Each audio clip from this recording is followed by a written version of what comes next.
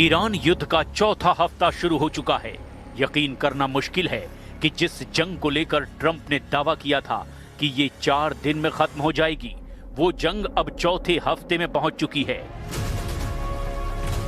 Iran ने अपने surprise attack और बेहद तीखे मिसाइल हमलों से न सिर्फ इजराइल को तबाह किया, बल्कि अमेरिका के पश्चिम एशिया में मौजूद लगभग सभी अड्डों पर हमले करके साबित कर दिया कि ईरान के मिसाइल हमलों को रोकना लगभग नामुमकिन है।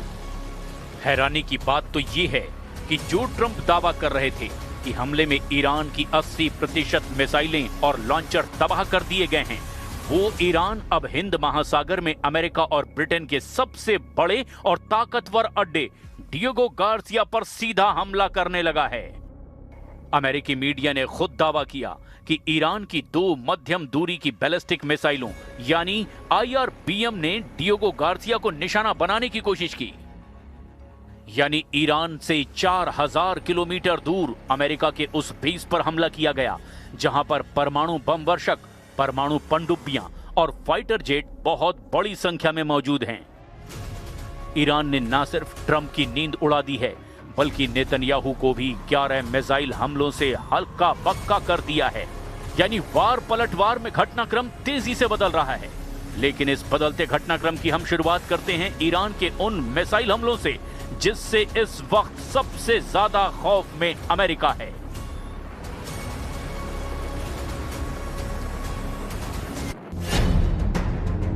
डिएगो गार्सिया पर सीधा अटैक, 4000 किलोमीटर दूर ईरान का हमला।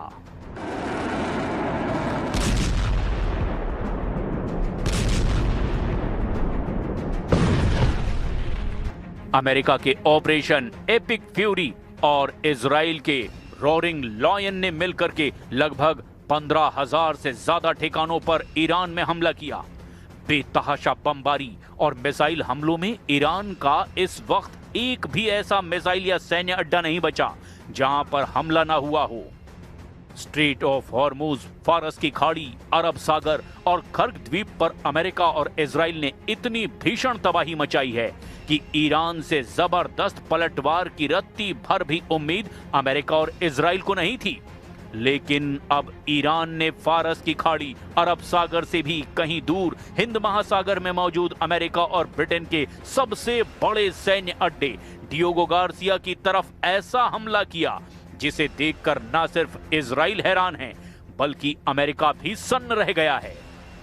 जरा इस एनिमेशन से ईरान के उस हमले को समझने की कोशिश कीजिए जो ईरान से 4000 किलोमीटर दूर स्थित है, जबकि दावा किया गया था कि ईरान के पास 2000 से लेकर 2500 किलोमीटर तक ही मार करने वाली मिसाइलें हैं। जरा इस एनिमेशन को देखिए। ईरान ने डिएगो गार्सिया पर मध्यम दूरी की बैलिस्टिक मिसाइलों यानी IRBM से हमला किया।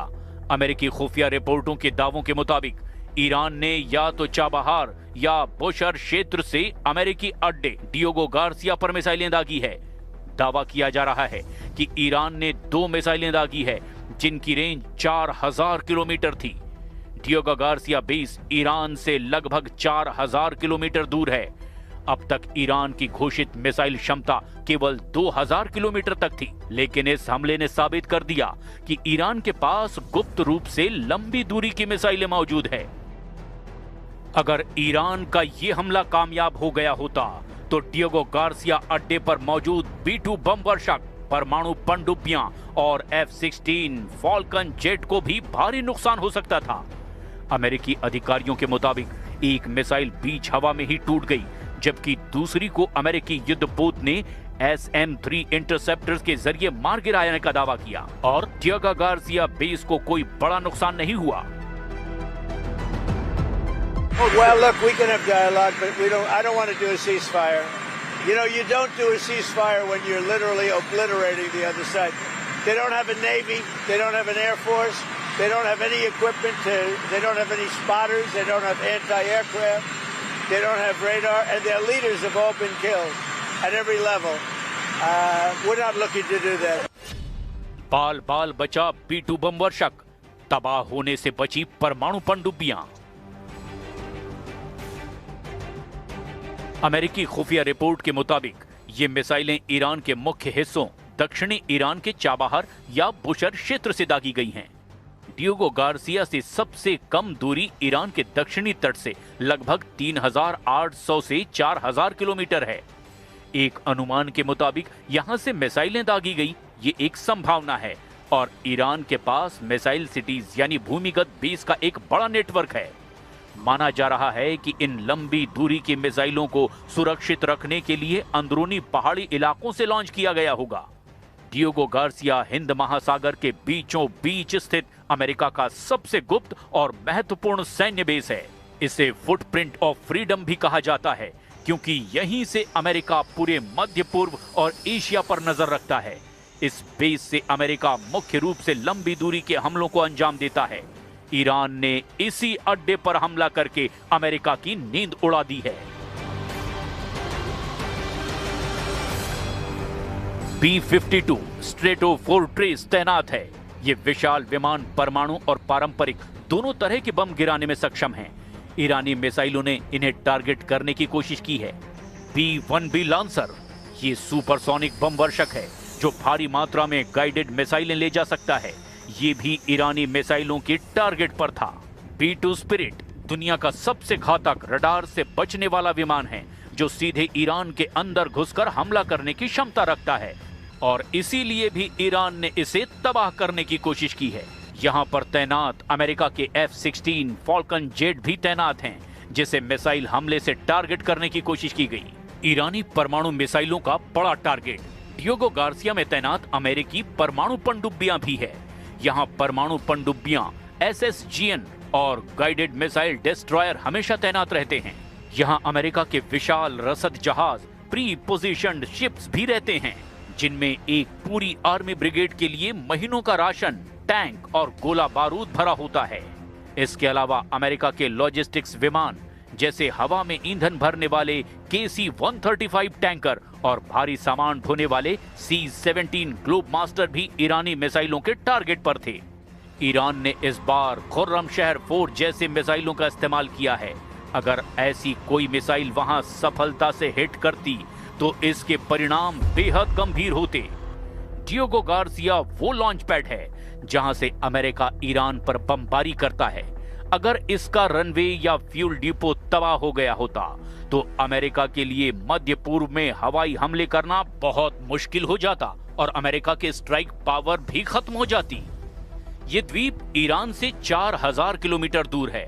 अब तक इसे सुरक्षित जोन माना जाता था। अगर हमला कामयाब हो जाता तो ये साबित कर देता कि अमेरिका का कोई भी बेस अब सुरक्षित नहीं है। ईरान का डियोगो गार्सिया पर निशाना साधना केवल एक सैन्य कार्रवाई नहीं बल्कि अमेरिका को यह संदेश देना है कि अमेरिकी अड्डे ईरानी मिसाइलों की पहुंच से बाहर नहीं हैं।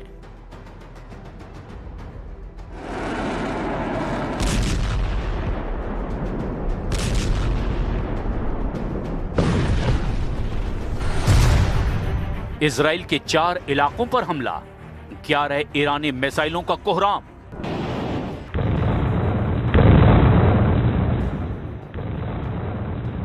इस वक्त ईरान के हमले सबसे आक्रामक दौर में पहुंच चुके हैं। भीषण तबाही और बर्बादी झेलने वाला ईरान अभी भी इजराइल पर इतने प्रचंड और सटीक हमले कर रहा है जिसने लगभग पूरे इजराइल में कोहराम मचा रखा है।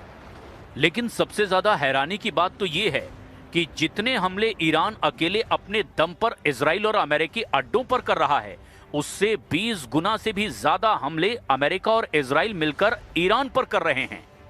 इन 2 तस्वीरों से इसे अच्छी तरह से समझ लीजिए। सबसे ताजा रिपोर्ट के मुताबिक ईरान की जवाबी कार्रवाई की क्षमता और अमेरिका इजराइल के हमलों के बीच का अंतर बहुत बड़ा है। सैन्य आंकड़ों और रणनीतिक विश्लेषणों के आधार पर इसकी तुलनात्मक समीक्षा हैरान कर देने वाली है। इजराइल और अमेरिका ने अब तक ईरान पर 12,000 से ज्यादा बम और मिसाइलें दागी। इसके ठीक उलट ईरान ने इजराइल और अमेरिकी ठिकानों पर अब तक लगभग 300 से 350 बैलिस्टिक मिसाइलें और 500 से ज्यादा ड्रोन दागे हैं। अगर हम केवल दागी गई मिसाइलों और बमों की संख्या देखें तो ईरान अमेरिका और इजराइल के अड्डों पर मात्र 5% से 7% ही मुकाबला कर पा रहा है। इजराइल का दावा है कि उसने ईरान के 60 से 65% मिसाइल लॉन्चरों को नष्ट कर दिया है। युद्ध के पहले दिन ही ईरान ने 90 मिसाइलें दागी थी, लेकिन अब ये संख्या घटकर प्रतिदिन औसतन 5 से 10 मिसाइलों पर आ गई है। यानी ईरान की मारक क्षमता अपनी चरम सीमा से 90% तक गिर चुकी है। भले ही ईरान हमलों की संख्या में पिछड़ रहा है, लेकिन वो एसिमेट्रिक वॉरफेयर यानी आसमानी युद्ध का सहारा ले रहा है। इजराइल का आयरन डोम और एरो सिस्टम ईरान की 90% से ज्यादा मिसाइलों को हवा में ही नष्ट कर देती है। वहीं अमेरिका और इजराइल के हमले ईरान के भीतर गहरे लक्ष्यों जैसे कि नतांज परमाणु केंद्र को भी भेदने में सफल रहे। लेकिन ईरान के ड्रोन सस्ते हैं, लगभग $20,000 इनकी कीमत है, जबकि इन्हें गिराने वाली इजरायली मिसाइलें लाखों डॉलर की होती है। ईरान अमेरिका को आर्थिक रूप से थकाने की कोशिश कर रहा है। ईरान ने डियोगो गार्सिया पर हमला करके ये दिखाने की कोशिश की कि संख्या में भले ही कम हो, लेकिन उसकी पहुंच अब 4000 किलोमीटर तक है, जो अमेरिका के लिए एक बड़ा मनोवैज्ञानिक दबाव है। ईरान सैन्य रूप से अमेरिका इजराइल के सामने 1:20 के अनुपात में खड़ा दिखाई देता है।